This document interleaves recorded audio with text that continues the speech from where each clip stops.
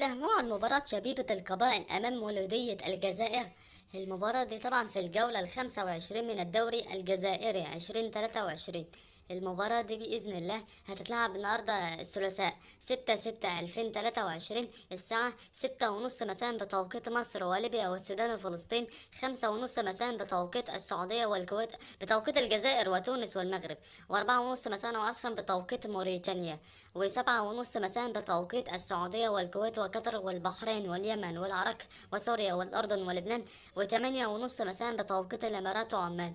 أما القنوات الناقلة فهي الجزائرية الستة بصوت ملك غير معروف. طبعا ملعب المباراة هو استاد 1 نوفمبر 1954.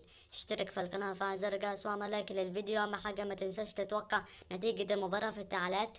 والسلام عليكم ورحمة الله وبركاته.